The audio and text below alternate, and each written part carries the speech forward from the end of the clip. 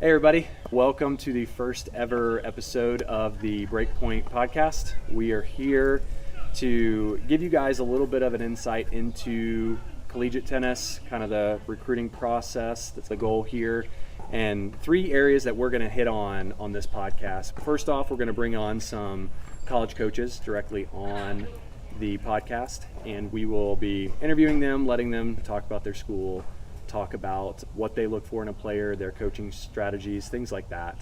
Secondly, we're going to be bringing on current college players who are in the thick of it right now, talk through why they made their decision that they made on the school, what was their recruiting process, junior careers, all that kind of stuff, give you guys some insight there.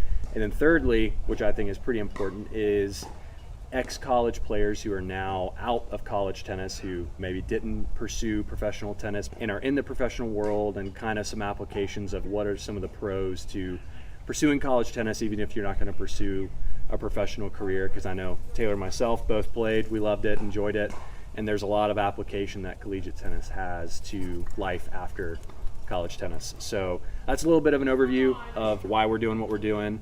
And so I will let Taylor start with giving a little bit of a background into his junior career. My name is Taylor Foote. I grew up in Georgia playing junior tennis along with Elijah, and that's how we first met. We were both highly ranked state players, and while each of us had different backgrounds in tennis, we each share a passion for the sport and a passion for the process of going from junior to collegiate player. When Elijah and I were growing up, a lot of the times we were traveling, us, our parents, our coaches, doing a lot of travel to tournaments, speaking with collegiate coaches, and really getting a feel for the whole process from the junior side all the way up until recruitment and playing in college afterwards. Yeah, I'm Elijah Melendez. I started tennis when I was about 8 years old, played baseball, played football, played a lot of different sports before tennis. Got into it pretty competitively when I was about 8.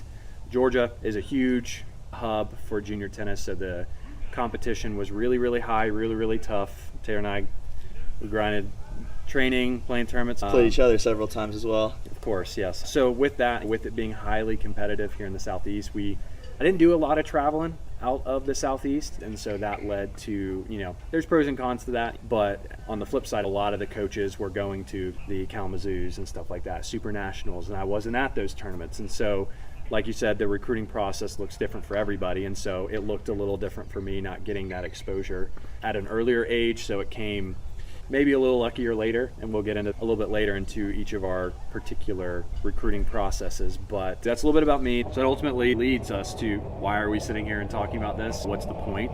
I'll let Taylor talk to you guys a little bit about it. We've been building for about the last year now, and we're pretty excited about it. So Elijah and I have built an application called Prospect Tennis, and this is a tool that maximizes exposure and provides all the data necessary for a prospective collegiate player to make their decision most accurately as possible. And so we take data from over 1,000 schools that offer tennis programs for both men and women in the NCAA Division 1 through 3, as well as NAIA. And this data encompasses athletic, academic, and general criteria. And really, when you're picking a school, you don't just want to pick something for athletic purposes. This is your place for the next 4 years.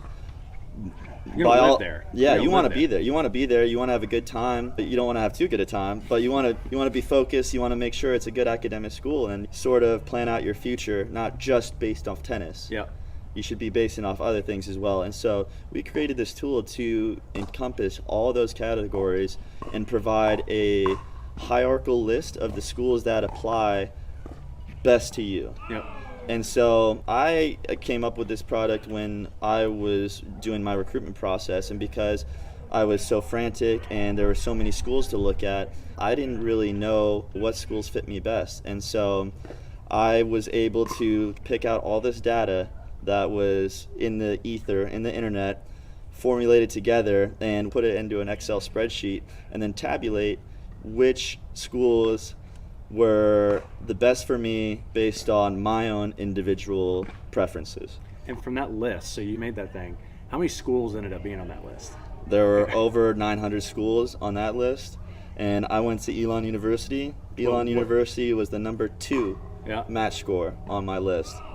And so I had a great time there. I got a great education. Some of my best friends today are from Elon, and I wouldn't trade it for the world. So I think the tool really provided me with beneficial insight, and our goal is to bring that beneficial insight to the world and to the junior tennis community and the parents and coaches of those junior players. The traditional recruiting method is going to tournaments, getting in front of these coaches, getting film in front of them virtually as well, and really just trying to maximize your exposure as best you can. When you're a top player playing at Kalamazoo, all the top Division I coaches are going, and all the guys are going to be interested in these top players that are playing the tournaments. That's just how it is. But these tournaments are only so big, and there's tons of other players that are very good, and many of them that haven't even reached their peak are viable prospects for collegiate coaches. And so it's how do you get in front of coaches the best way you can?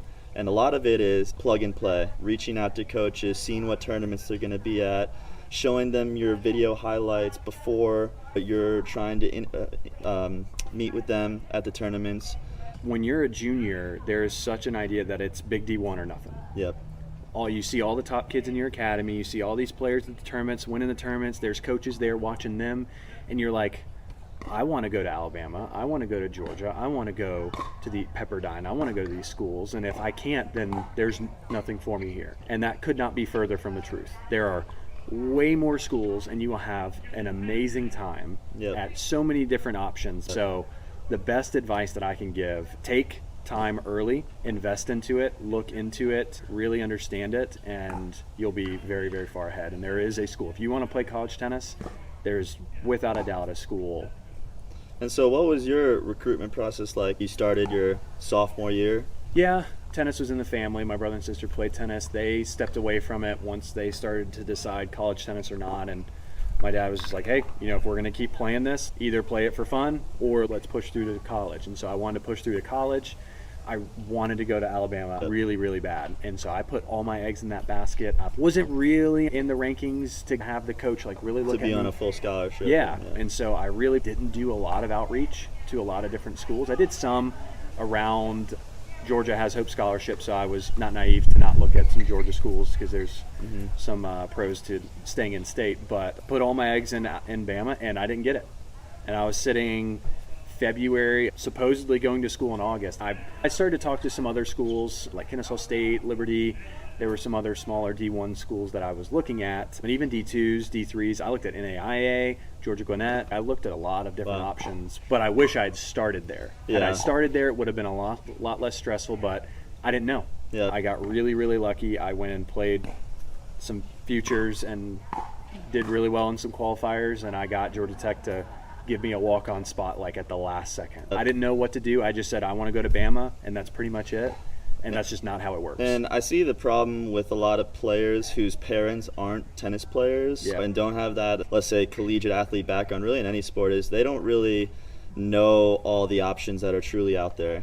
And it's not the parents' fault. It's just the lack of experience. So you really want to surround yourself with people who have experience in collegiate sports and tennis specifically, and be able to model your recruitment process based off what you're saying. And I think that is the goal with what we're doing here, is to help provide transparency on the recruitment process, help maximize your exposure, help make it less stressful. And there's just so much opportunity and so little is known about it in collegiate tennis. So my recruiting journey had some similarities and some differences. When I was playing all these junior tournaments, we were traveling week in, week out, not really socializing, doing the whole junior tournament circuit grind, and I ended up burning out end of my freshman year. And I quit, and for 2 years I played football, but at the end of that 2-year stint when I wanted to get back into tennis, I didn't have much of a ranking. And so I knew on the inside that my level was better than what I was on paper. And I had to go prove it. So I was rushing, playing tournaments, talking to coaches, finding their email online, reaching out, asking them what tournaments they're going to, trying to get into those tournaments, and really just trying to get in front of them. I also had some opportunity to send coaches video to get them interested and let them get a preview of my game, which helped. And ultimately how I got to play on Elon was I had reached out to the coach and I had sent him match film of matches when I was playing tournaments recently, and he liked what I had, but he was on the fence because he had never seen me play in person. So he had me come play against some of his players that were actually on the team at the time, and I beat one of them. And then he had me play against the guy that he was recruiting to be a walk-on, and I ended up beating him. And that's when the coach offered me a spot. I ended up earning a scholarship 2 years later, and the college tennis experience for me was in waves, but I wouldn't trade it for the world. It was one of my best experiences. The camaraderie that college tennis brings, especially compared to junior tennis, is just like off the charts. Yeah. No matter what your method of getting in front of coaches is, you really just got to focus in on it and just grind and just keep on pressing these coaches until you eventually get an opportunity. Yeah. I mean, kind of like investing, right? It's like early and often, I Yes. think. If you start early, like both of our stories, we both kind of got in a frantic panic right at the end and stumbled into some opportunities. Like, you had to prove it, you had to earn it, and you Yep. did, right? And so did I. I would not have gone to where I did unless I had gotten out there and earned it. And that's what coaches are looking for, is they're looking for your players who are standing out, who are hungry, who want it. Yeah. So, I mean, back to that earlier point, there's so much information out there, right? So much information. How can we give people a place to start that process, start looking at it? And that's ultimately what we saw, that gap is like, there's not a good place to really start looking and seeing what's the best fit for me. Yeah. Someone else can help me, and someone else might know somebody here and kind of point me there and be like, oh, I can vouch for this person. What's best for me? Yeah, right? that's What right. we're looking for. We can give through the app. You put it in, you can change the preferences, do what you want to it, and it will give you those results back of what fits you, your ranking, your academics, all of that. Yep. And that's all encompassed in the one platform. Yep. And I will also say that many players use recruitment agencies, and these recruitment agencies can be beneficial, but they're often expensive because they're individuals or groups really doing the groundwork. Yeah, the it's a groundwork lot to of- get it's a you lot of recruited. hours. It's a lot of hours, and this platform takes out those man hours, and it's also way cheaper than any recruitment agency that you'll ever come across. Right now, it is free. You can go download the app at www.prospecttennis.com. And in the App Store. And in the App Store. We are live, and you can go sign up for free for a limited time. Yep. Go on there, sign up, check what it's about, and really we hope that it provides the best exposure and the best option and a de facto recruitment tool to help you get to where you want to be. Yep. No. So that sums up what the product is, why we're doing this, what we're doing here. So I wanted to lay the foundation here on this first episode with that. Going forward, like I said, we're going to be getting some guest speakers on. We're getting a lot of coaches, current college players, ex-college players, giving you guys a lot of informative content into this college tennis journey and process. That's the goal for this podcast. It's the Breakpoint podcast. We'll be releasing episodes weekly. I'll be having different individuals getting on here and talking with us and giving you guys some really cool information to apply to your college tennis journey. So be on the lookout. We'll be releasing episodes every week.